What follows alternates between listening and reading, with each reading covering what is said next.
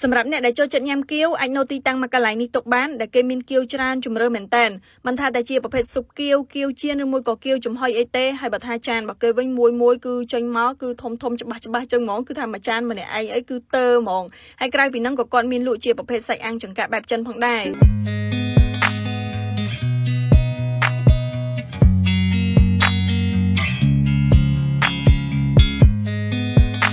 ចេញមកអ្នកណាគេខ្លះដែលថាបាយថ្ងៃមិនទាន់ទាំងស្រក់ពោះផងនាំគ្នាអង្គុយរោមើលអីញ៉ាំទុកពេលល្ងាចទៀតហើយដោយ Twister អញ្ចឹងគឺថាអង្គុយអូ Facebook សុកគឺឃើញនៅ page Wonton O សៀងហៃគឺគាត់មានលក់ជាប្រភេទគៀវទំនងមែនតែនគ្រាន់ថាឃើញភ្លាមហោះមកដល់ហាងផ្លែតតែម្ដងហើយអញ្ចឹងសម្រាប់ទីតាំងដែល Two Sister ទៅនេះគឺមានឈ្មោះថា Wonton ឡៅសៀងហៃដែលនៅខាងទួលគោកស្ថិតនៅលើផ្លូវ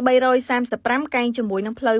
528ពុកម៉ែបងប្អូនចំពោះការរៀបចំក៏ដូចជាការដេកនៅក្នុងហាងវិញគឺថាឡើងត្រជាក់ភ្នែកតែម្ដងនៅពេលដែលយើងទៅអង្គុយញ៉ាំគឺបែប relax អ្វីដែលកាន់តែពិសេសហ្នឹងគឺថាពេលអង្គុយអត់មានក្តៅបែកញើសអីណាដោយសារម៉ាស៊ីនត្រជាក់របស់គាត់ឡើងត្រជាក់ហើយពេលយើងទៅដល់គឺគាត់មាន iPad សម្រាប់ឲ្យយើង select ម្ហូបចឹងណាចំពោះតម្លៃគឺគាត់មានដាក់នៅខាងលើនឹងស្រាប់តែម្ដងហើយបើថា Twister វិញអត់មានចាំយូរទេនិយាយទៅគឺថាទៅដល់ហៅយកគឺដាក់មកពេញតុកហើយតាក់តងជាមួយនឹងមុខម្ហូបទាំងអស់នេះគឺគាត់សុទ្ធតែធ្វើថ្មីភ្លាមគាត់អត់មានធ្វើទុកទេដូចគៀវនេះអញ្ចឹងតតែថាយើងកំងបានគាត់ខ្ចប់ថ្មីអញ្ចឹងណាចំពោះជំរឿ Snow វិញក៏មានច្រើនដែរហើយសម្រាប់គៀវស៊ុបនេះគឺ Twister កំងជាមួយនឹង Snow សាច់ជ្រូកដែលមានដាក់ជាមួយនឹងពងពណ៌លឿងហ្នឹងពុកម៉ែបងប្អូននៅពេលដែលញ៉ាំទៅគឺថាជ្រុបជាមួយពងហ្នឹងគឺឆ្ងាញ់មែនតើហើយក្រៅពីហ្នឹងក៏គាត់មានជាប្រភេទមីបែបចិនចេះដែរនិយាយទៅសម្រាប់អ្នកដែលចូលចិត្តញ៉ាំបែបម្ហូបចិនអីគឺនៅទីតាំងមកកន្លែងនេះទុកទៅអត់ខុសទេគឺនៅកន្លែងគាត់រសជាតិគឺគាត់ធ្វើតម្រូវមាត់ប្រជាជនខ្មែររបស់យើងភាគច្រើនអញ្ចឹងនៅពេលដែលយើងទៅញ៉ាំគឺអត់សូវជាខុសរសជាតិហ្មងទេពុកម៉ែបងប្អូនហើយដូចជា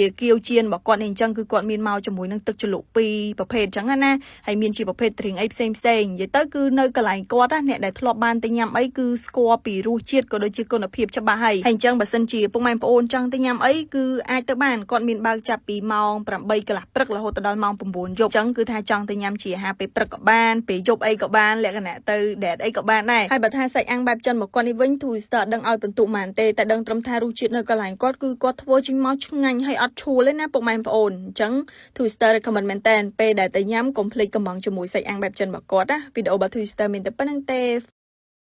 បាយ